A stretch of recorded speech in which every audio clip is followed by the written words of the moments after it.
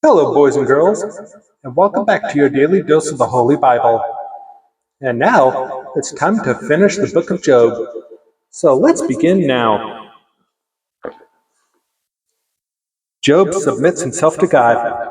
Then Job answered the Lord and said, I know that thou canst do everything, and that no thought can be withholden from thee.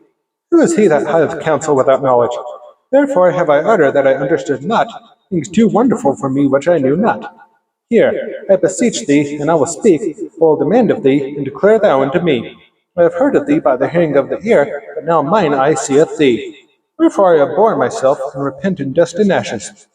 God disciplines Job's friends. And it was so that after the Lord had spoken these words unto Job, the Lord said to Eliphaz the Temanite, My wrath is kindled against thee, and against thy two friends, for ye have not spoken to me the thing that is right, as my servant Job hath. Therefore take you now 7 bullocks and 7 rams, and go to my servant Job, and offer up for yourselves a burnt offering, and my servant Job shall pray for you, for him will I accept, lest I deal with you after your folly, and that ye have not spoken of me the thing which is right, like my servant Job. So Eliphaz the Temanite, and Bildad the Shuhite, and Zophar the Naamathite went, and did according as the Lord commanded them. The Lord also accepted Job. God restores and blesses Job. And the Lord turned the captivity of Job. When he prayed for his friends, also the Lord gave Job twice as much as he had before. Then came there unto him all his brethren and all his sisters, and all they that had been of his acquaintance before, and did eat bread with him in his house, and they bemoaned him, and comforted him over all the evil that the Lord had brought upon him.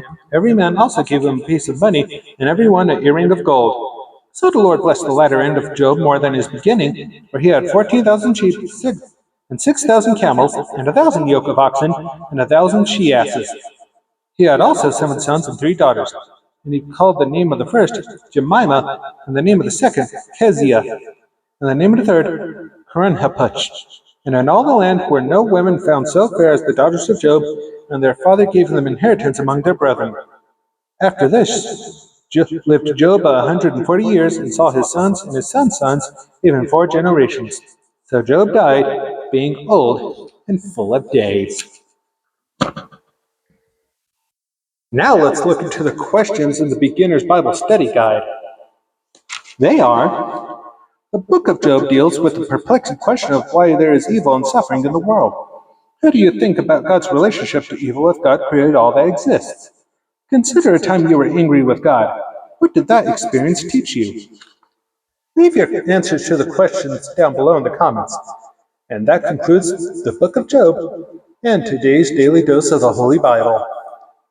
Be sure to join me tomorrow when I begin the book of Psalms. See you next time.